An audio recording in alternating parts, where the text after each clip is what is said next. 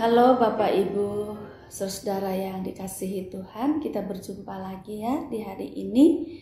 Dan kiranya setiap kita, setiap keluarga kita semakin hari semakin baik kondisinya.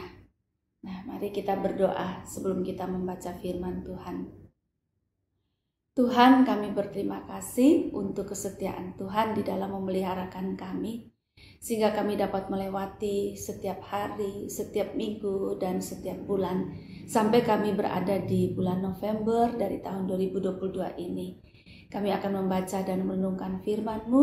Kiranya melalui firman ini kami mendapatkan hikmat untuk menolong kami di dalam mengambil keputusan dan di dalam kami bersikap terhadap kehidupan kami di tengah-tengah dunia ini. Terima kasih, dalam nama Tuhan Yesus kami berdoa. Amin.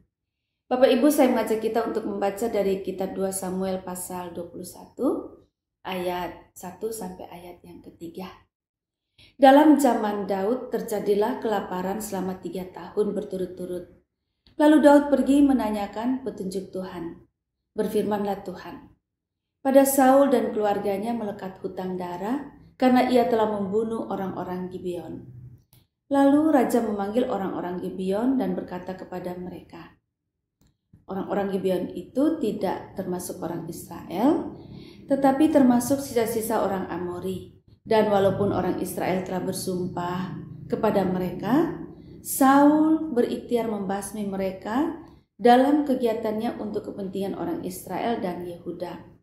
Daud berkata kepada orang-orang Gibeon itu, apakah yang dapat kuperbuat bagimu, dan dengan apakah dapat kuadakan penebusan supaya kamu memberkati milik pusaka Tuhan. Demikian jawab pembacaan firman Tuhan. Yang berbahagia adalah setiap kita yang mendengarkan firman Tuhan, memelihara serta melakukannya dalam kehidupan setiap hari. Bapak Ibu yang dikasihi Tuhan, ternyata setelah Raja Saul tidak ada lagi di dunia ini, gitu, pada zaman itu ternyata ia meninggalkan salah satu persoalan. Persoalan itu adalah ia pada semasa hidupnya dan berkuasa, ia pernah melakukan suatu kesalahan, yaitu membunuh orang-orang Gibeon. Nah, tindakan Daud pada waktu lalu itu ternyata berdampak pada situasi orang Israel kemudian, situasi kemudian dari orang Israel, di mana ketika ada Raja Daud yang memimpin. Jadi kita tahu bahwa setelah Raja Saul, maka raja yang berikutnya adalah Daud yang memimpin bangsa Israel. Dan saat itu terjadi kelaparan selama 3 tahun berturut-turut. Nah, terhadap situasi ini apa yang dilakukan oleh Daud? Daud bersikap bijaksana dan dia menjadi penengah yang bijaksana. Terhadap masalah kelaparan, Daud datang kepada Tuhan untuk meminta petunjuk. Lalu Tuhan memberikan petunjuk kepada Daud bahwa ada persoalan antara Raja Saul dan keluarganya terhadap orang-orang Gibeon. Jadi ada satu sisi ada Saul dan keluarganya, dan di satu sisi adalah orang-orang Gibeon. Ini ada persoalan dua kelompok ini.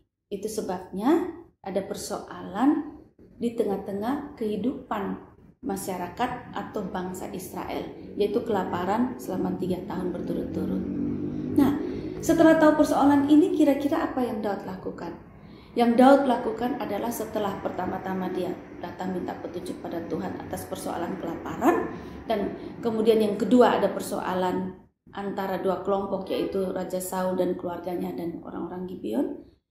Maka Daud memanggil orang-orang Gibeon, mengajak bicara mereka dan bertanya kepada mereka, apa yang dapat Daud perbuat untuk orang-orang Gibeon itu supaya kondisi bangsa Israel dapat diselesaikan, yaitu kelaparan itu.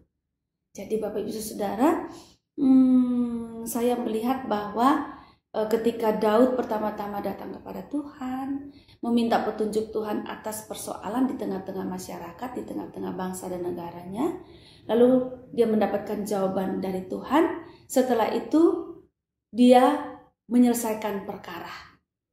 Dan ketika ada dua kelompok yang berselisih, Daud berdiri di tengah-tengah untuk menyelesaikannya secara bijak. Jadi pelajaran kita hari ini sebagai anak-anak Tuhan, kita diberitahukan bahwa kita dapat menjadi orang yang taat, orang yang dapat mengandalkan Tuhan, dan kemudian kita dapat menjadi penengah yang bijaksana ketika ada dua kelompok, atau bahkan bisa terjadi lebih dari dua kelompok yang bersitegang atau berseteru, dan kita bisa menjadi penengah yang bijaksana. Sehingga terjadi penyelesaian-penyelesaian di tengah-tengah kelompok-kelompok itu. Nah, untuk itu memang Bapak Ibu kita butuhkan hikmat, kita butuh petunjuk, kita butuh bantuan dari Tuhan. Karena menjadi penengah juga tidak selalu gampang. Bahkan bisa menjadi orang yang paling mengalami kesulitan karena berdiri di tengah-tengah kelompok-kelompok yang berseteru. Tetapi firman Tuhan mengajarkan kepada kita bahwa Tuhan bisa menjadi kekuatan bagi kita untuk kita menjadi penengah bagi orang-orang atau kelompok-kelompok yang berseteru. Tetaplah menjadi semangat penengah, menjadi orang yang menjadi perekat, penolong di antara kelompok-kelompok atau bagian-bagian yang bersitegang atau berseteru. Tuhan menolong kita semua. Amin. Mari kita berdoa. Tuhan, tolonglah kami agar kami mampu untuk menjadi penengah yang bijaksana di antara sesama kami yang berseteru. Jika orang tua berseteru, biarlah kami anak-anak menjadi penengah. Jika ada kakak dan adik kami berseteru, kami menjadi penengah. Jika ada kelompok-kelompok tertentu bersitegang, kiranya kami Tuhan berikan kekuatan dan kemampuan untuk menjadi penengah-penengah yang baik, bijaksana, dan mendatangkan damai sejahtera. Terima kasih, dalam nama Tuhan Yesus kami berdoa.